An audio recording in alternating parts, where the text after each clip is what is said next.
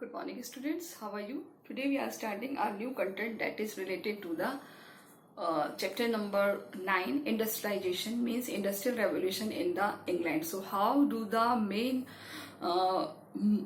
function was the industrialization was set up in England, and after that the England was developed day by day. So some of the cities of England which were count in the very small scale, but after the industrialization they count in the very large scale, just like a London. So we have clear in the previous video about the London, कि how do the London was grow and how do the London was make the hub of market. So what kind of activities, what kind of trade activities were seen in the England. So in this content we will see about the canals and the railways.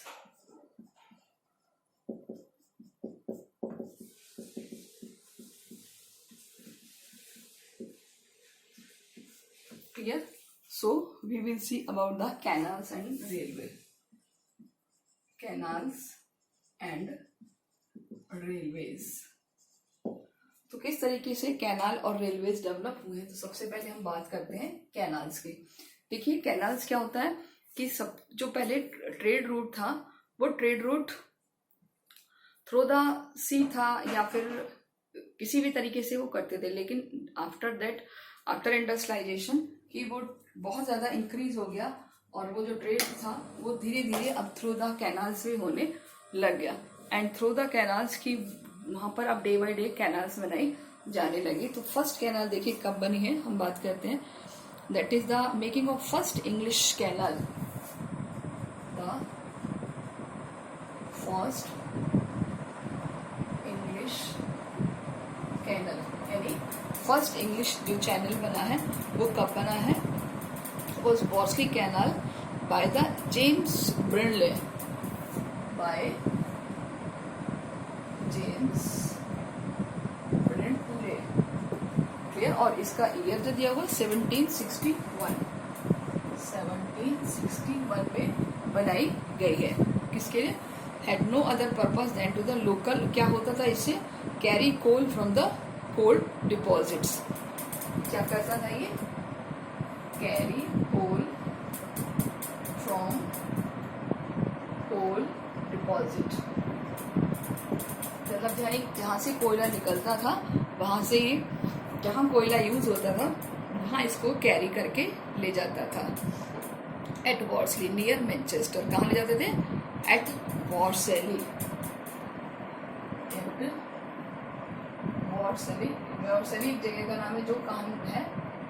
Manchester के near by.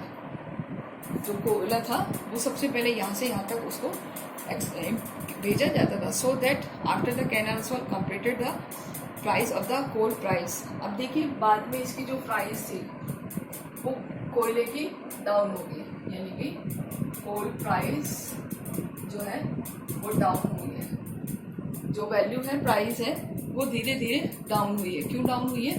क्योंकि जो पहले कोयला इतना निकलता था, ठीक है, और उसको कैरी करके ले जा रहे हैं कैनाल्स के थ्रू किसी एक एरिया में. अब क्या हुआ? बहुत सारी कैनाल्स बन गई. ये सारी कैनाल्स हैं. तो क्या हुआ? क्या बढ़ गया? प्रोडक्शन बढ़ गया कोल का. तो इसकी जो वैल्यू है यानी कि जो प्राइस है वो क्या हो गई? डाउन हो गई. और इस तरीके से जो कोल है वो बहुत ज़्यादा मात्रा में अवेलेबल होने लग गया. तो canals were usually built by the land owners to increase the value of mines. देखिए ज़्यादातर इनको कौन बनाता था? Land owners built canals.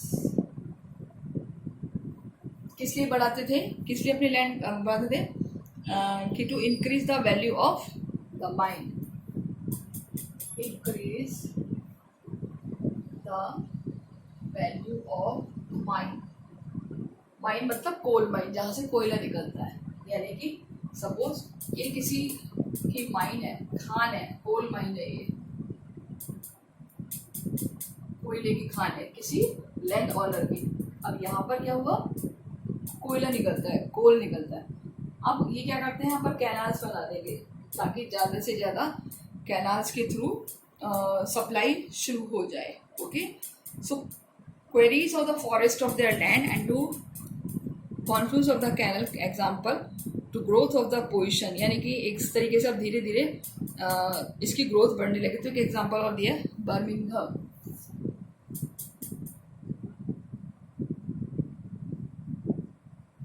तो बर्मिंघम एक सिटी है किसका,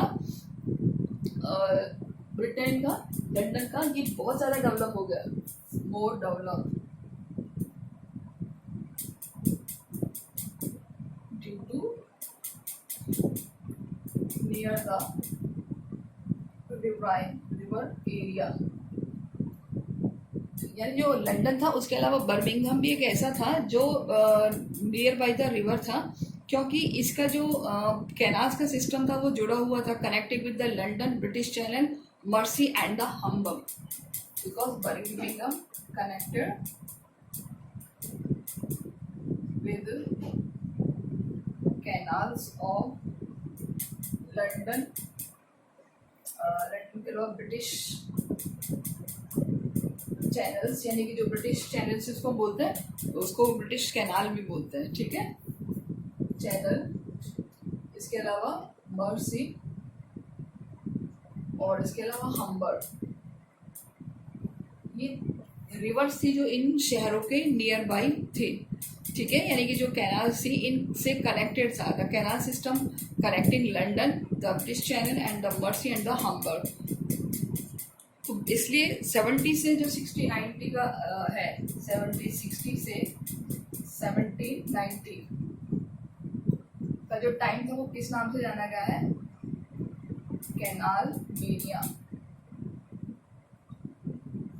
तो यहाँ पर हमसे क्वेश्चन पूछा जा सकता है कि what is the meaning of canal mania.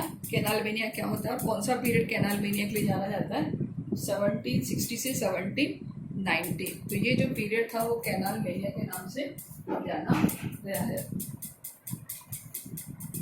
क्यों जाना गया है, देखिए 25 न्यू कैनाल्स वर्ल्ड, क्योंकि 25 न्यू कैनाल्स वर्ल्ड बनाई गई थी. कितनी, 25 new canals bulls project. There were another 46 projects over 60 year, और 46 projects, 46 canals project till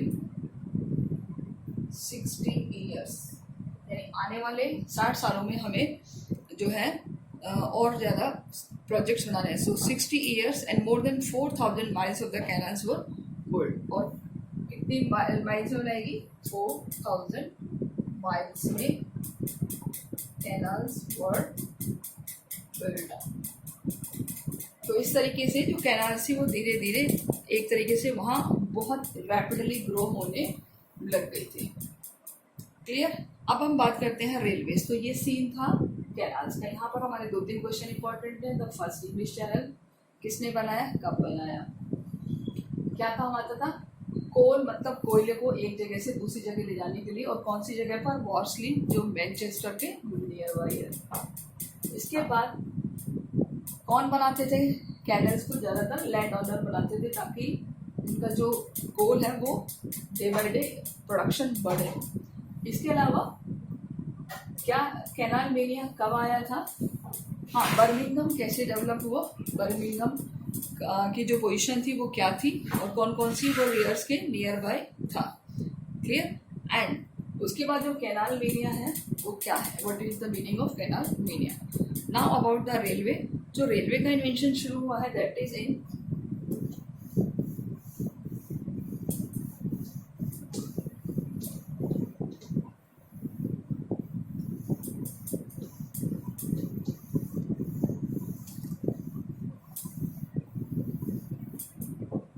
just look at here, that is to the railways. So first the steam locomotive engine, that is the Stephens rocket, appeared in the 1814. Railway emerged a new means of transportation.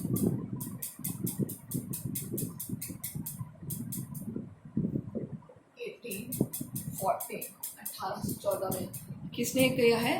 That is the Stephens rocket. Stephens rocket, Stephen एक person का नाम है, उसका rocket appeared is the first steam locomotive, was the first steam locomotive, पहला जो locomotive था। And after that railways emerged as a new means of transportation that was available, brought out the air and cheap and the fast to carry from goods। यानी एक सामान को दूसरी जगह ले जाने के लिए अब ये रेलवेज बहुत इंपॉर्टेंट होने लगे थे। कंबाइंड टू इन्वेंशन, अब ये देखिए 2 इन्वेंशंस और है इसमें, 2 इन्वेंशंस। सबसे पहला जो वुड ट्रैक होते थे अब वो किस में कन्वर्ट हो गए? आयरन ट्रैक्स में, यानी कि जो वुड ट्रैक्स होते थे अब वो कन्वर्ट हो गए हैं आयरन ट्रैक्स में। और ये आयरन ट्रैक्स क्या थे? ये पहले वुड्स पे चला करती थी ट्रेन, अब वो आयरन ट्रैक्स पे चलने लगी। एंड उसके बाद 1760 में the haulage along with the steam engine. तो इस तरीके से जो हॉलेज था वो भी एक स्टीम इंजन के थ्रू होने लग गया था। तो ये 2 इन्वेंशंस हमें याद रखने हैं। अब हम बात करते हैं the invention of railway took the process of industrialization is the second stage. So 1801 Richard Trevithick had devised engine to the puffing devil.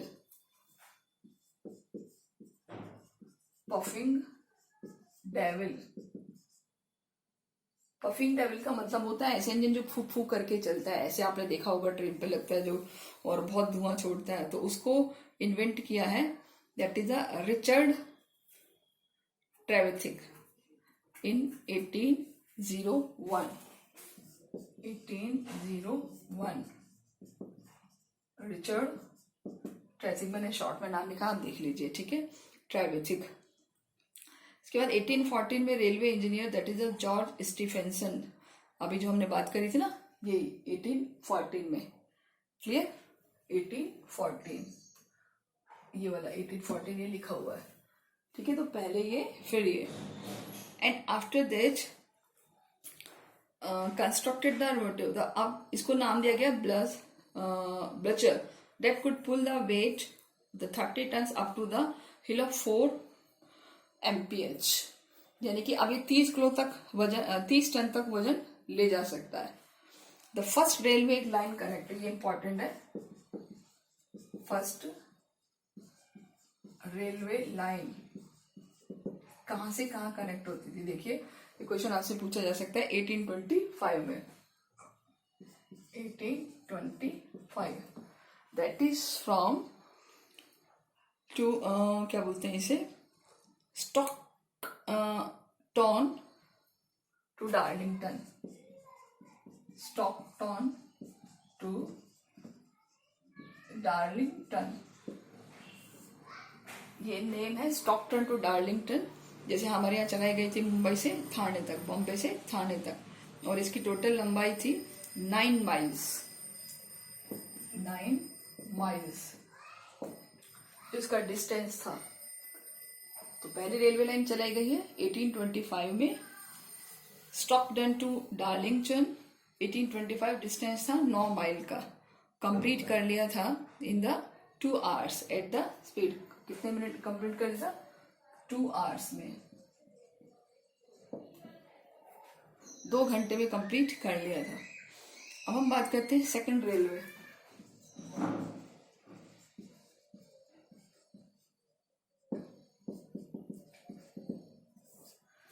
Second railway line है that is to Liverpool and Manchester 1830।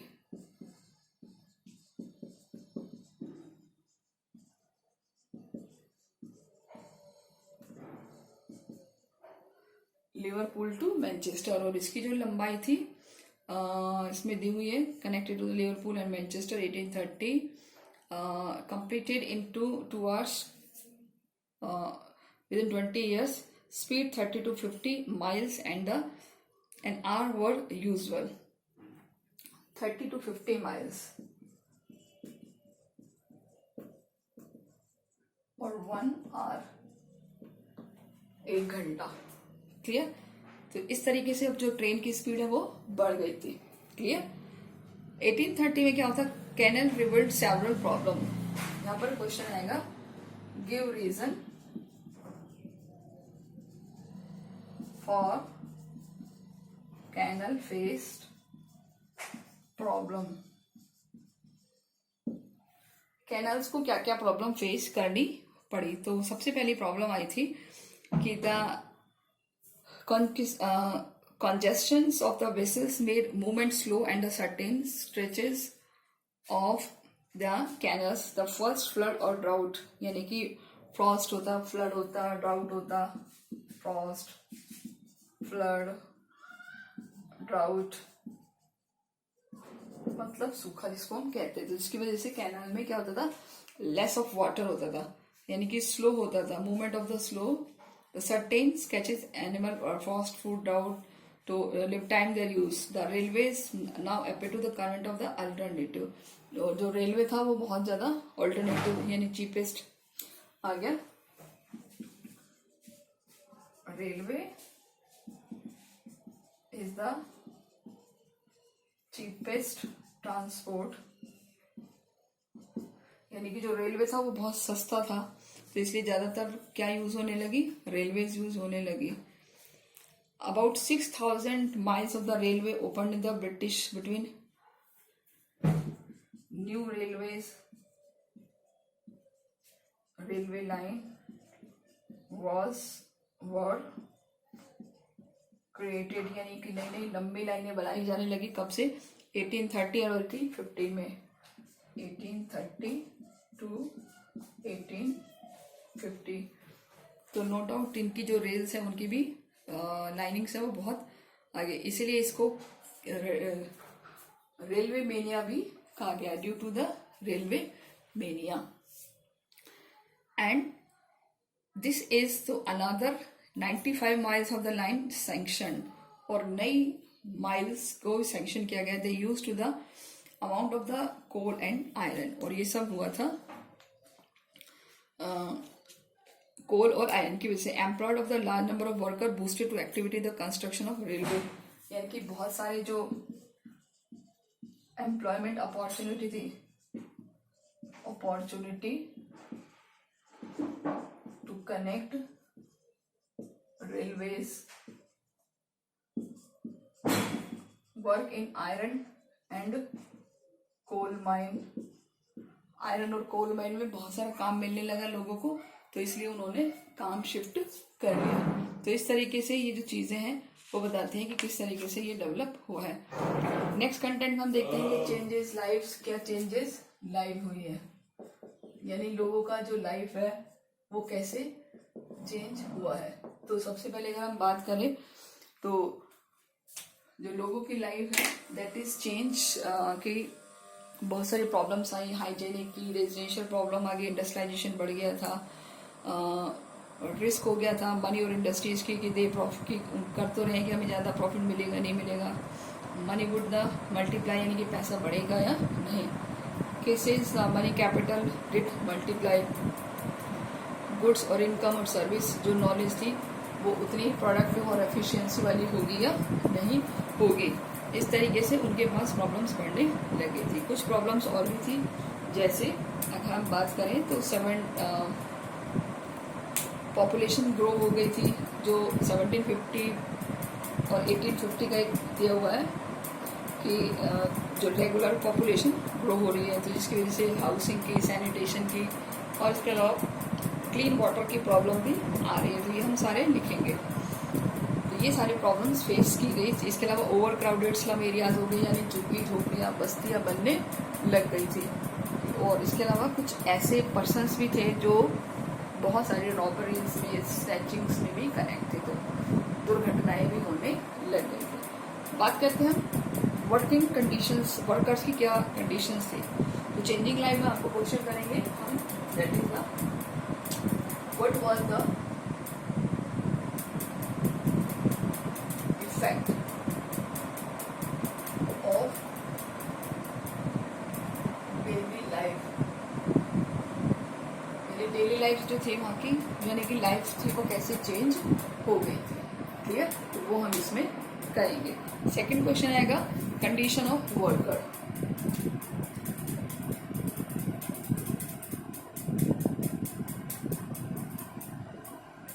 Condition of workers. Clear कि क्या conditions थी workers की। तो worker की condition अगर हम देखें तो बर्मिंघम का एक एग्जाम, कई सारे कंट्री सिटीज़ है जिनका एग्जाम्पल दिया है कि बर्मिंघम में 15 ईयर्स, मैनचेस्टर में 17 और डर्बी में 21। The more people died at the younger age, क्योंकि इंडस्ट्रियल सिटीज़ की वजह से बहुत ज़्यादा परेशानियों का सामना करना पड़ रहा था। ओके, तो उनकी लाइफ का जो था वो बहुत कम था। Half of the children fail to survive,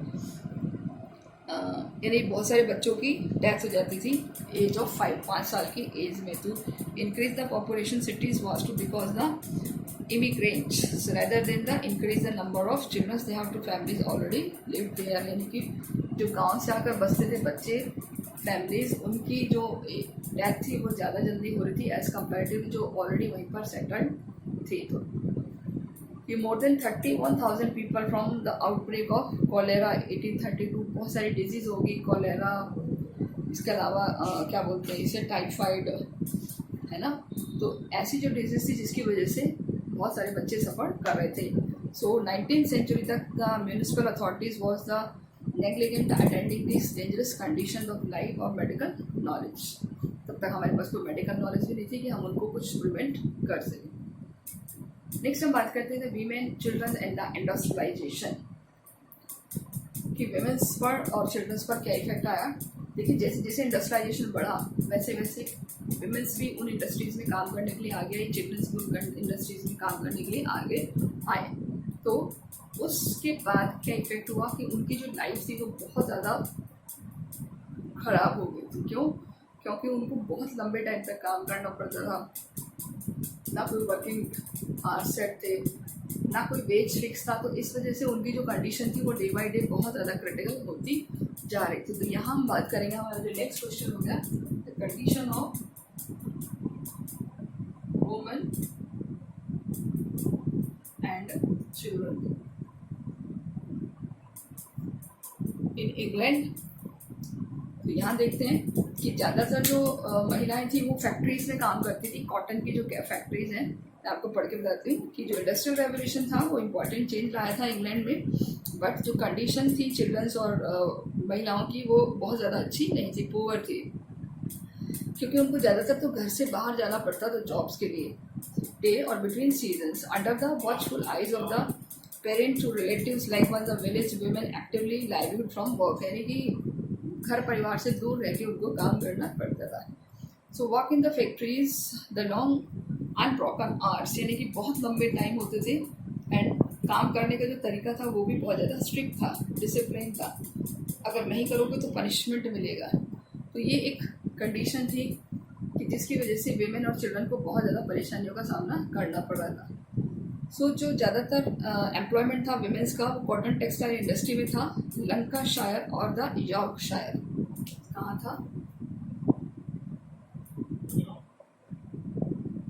Lancashire और यॉर्कशायर, ये दोनों नेम हैं ब्रिटेन में, शहर है। But women also to men work silk and the lace making and the knitting industries as well all along with children. So ज़्यादातर महिलाएं कहाँ काम करती थी? कॉटन टेक्सटाइल इंडस्ट्रीज में, लंकाशायर और यॉर्कशायर में। क्या काम था उनका? सिल्क बनाने का, लेस मेकिंग का और निटिंग इंडस्ट्रीज। इसके अलावा the metal industry of Birmingham में भी काम करती थी। Machineries like the cotton spinning jenny design to the use child workers with their small build and the nimble finger. Nimble मतलब नाजुक छोटी उंगलियां। बच्चों को ऐसी इंडस्ट्रीज में ज़्यादा करके लगाया जाता था क्योंकि उनकी उंगलियां बहुत फ्लैक्सीबल होती थी, सॉफ्ट होती थी, तो वो इजीली मशीन को कैसे भी हैंडल कर सकती थी। Children is offer employed to the textile factories are very small enough to move between the tightly packed machinery. The long hours, अब देखिए बच्चों की भी क्या स्थिति कि काम के घंटे लंबे होते थे, वो काम करते करते थक जाते थे, काम करते करते उन्हें नींद आ जाती थी। जो नींद आती थी कई बार वो खुद मशीनों में चले जाते थे, उनके बाल मशीनों में चले जाते थे, और इस तरीके से जो उनकी कंडीशन थी डे बाई डे खराब होती जा रही थी। इवन कि संडे के दिन भी उनको काम के लिए बुलाया जाता था, कोई संडे नहीं था, ना ही उनके पास कोई फ्रेश एयर थी, ना ही कोई और साधन थे जिससे वो अपने आप को हेल्दी बना के रख सके। ओके, इसके अलावा coal mines were also dangerous place for work. जो कोल माइन थी वहाँ पर भी काम करना बहुत ज़्यादा डेंजरस था, because roof cape there owed to exploitation and injuries for there for common. क्योंकि जो रूफ्स थी उससे वो जो पॉल्यूशन था वो बाहर नहीं निकलता था, वो अंदर ही अंदर रहता था, जो कि हर पर्सन के लिए बहुत ज़्यादा डेंजरस होता था। The owner of coal mine use to children to reach the deep coal faces those would approach parts of the narrow for adult।